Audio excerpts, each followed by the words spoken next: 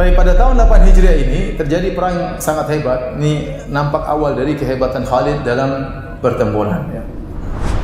Khalid bin Walid diutus dalam pasukan perang Mu'tah melawan orang-orang Romawi. Rasulullah SAW tatkala melepaskan para sahabat untuk berperang, ya, jumlah mereka 3.000. Jumlah mereka 3.000. Kemudian mereka disuruh berperang ke negeri Syam. Kemudian Rasulullah SAW tidak seperti biasa. Biasanya Rasulullah SAW kalau mengirim Sariyah adalah pasukan yang Rasulullah kirim, Rasulullah tidak ikut. Kalau Ghazwa, Rasulullah SAW ikut, namanya Ghazwa. Kalau Sariyah, Rasulullah SAW tidak ikut dalam pasukan tersebut. Biasanya Rasulullah SAW kalau kirim Sariyah, pemimpinnya cuma satu, amirnya cuma satu, panglimanya cuma satu. Namun kali ini aneh, Rasulullah SAW langsung tunjuk 3 panglima.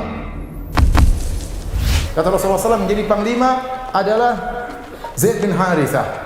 Kalau Zaid bin Harithah meninggal dunia, maka panglima diganti oleh Ja'far bin Abi Thalib. Kalau ternyata Ja'far meninggal dunia, maka Abdullah bin Rawaha yang akan menjadi pemimpin. Taib, kalau Abdullah bin Rawaha meninggal, Nabi tidak ngomong. Nabi cuma tunjuk berapa orang? 3 orang. Semua orang tahu yang paling jago siapa? Khalid. Kenapa Nabi tidak bilang Khalid kamu jadi pemimpin sejak awal? Kenapa? Karena Khalid lebih muda dari mereka dan baru saja masuk Islam. Ya. Nabi juga memperhatikan perasaan kaum muslimin. Kalau Khalid atau Khalid kamu jadi saja, mungkin ada namanya manusia, ya. Nabi ingin penunjukan itu secara aklamasi terjadi dengan sendirinya.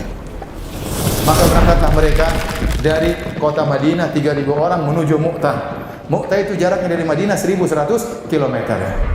Jadi mau perang jalan dulu 1.100 km. Ada yang naik onta, ada yang jalan kaki, naik kuda 1.100 km. Kalau kita mungkin belum sampai sudah mati di luar di tengah jalan.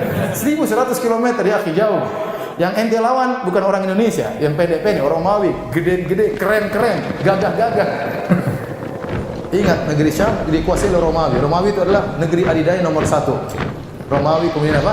Persia. Jadi mereka adalah negara yang sudah lama. Islam baru negara baru 8 tahun berdiri. Sementara Romawi, Persia mungkin sudah ratusan tahun, mungkin sudah ribuan tahun. Sudah lama mereka berdiri sebagai negara. Tentu jumlah pasukan mereka sudah sangat banyak, mungkin juta jumlah pasukan mereka di zaman tersebut. Karena mereka sudah, umur mereka sudah ratusan tahun. Islam baru 8 tahun. Tidak diduga ternyata sampai di sana mereka dihadapkan dengan sekitar 200.000 pasukan Romawi. 3.000 lawan 200.000. Satu banding berapa itu? 1 banding 70-an ya. 1 banding 70-an. Yang sangat tidak seimbang. Maka tatkala mereka dikagetkan dengan jumlah yang begitu banyak, sebagian mereka mengatakan bagaimana kalau kita bertanya dulu kepada Nabi, kita kirim surat kepada Rasulullah SAW, tunggu apa perintah Nabi SAW.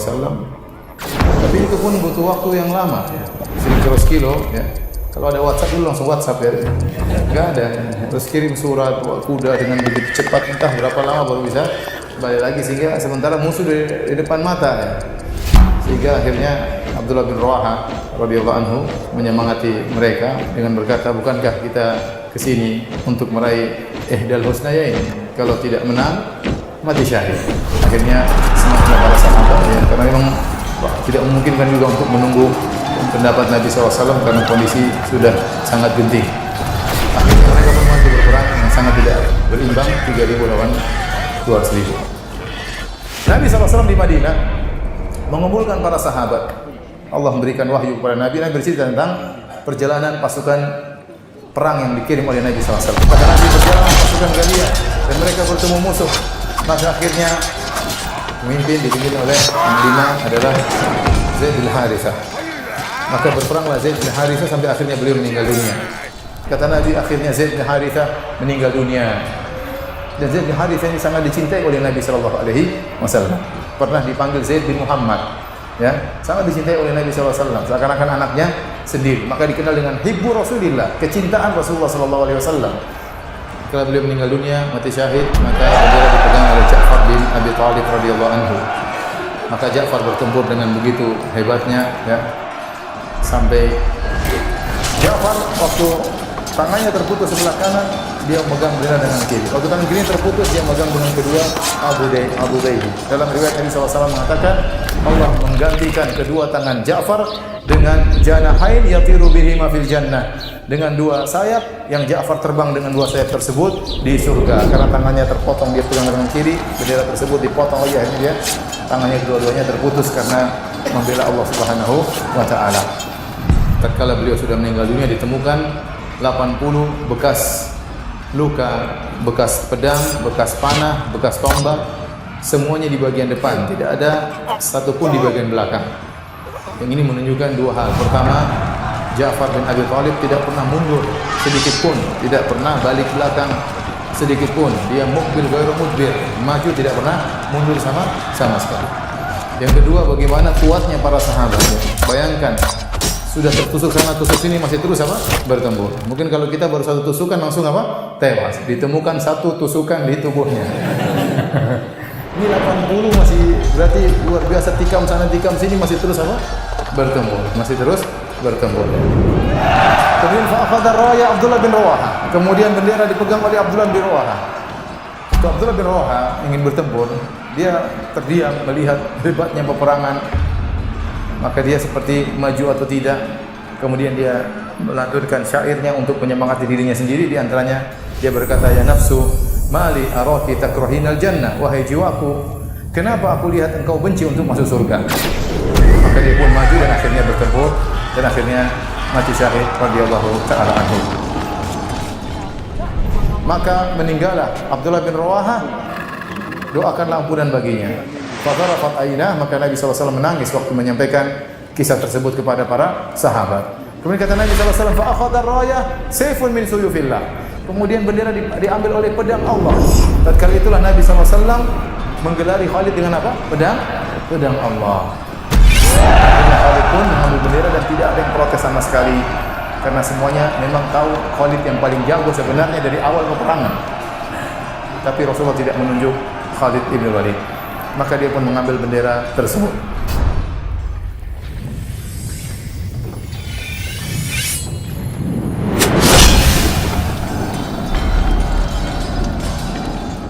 Maka Khalid bin Walid pun bertempur dengan begitu hebatnya.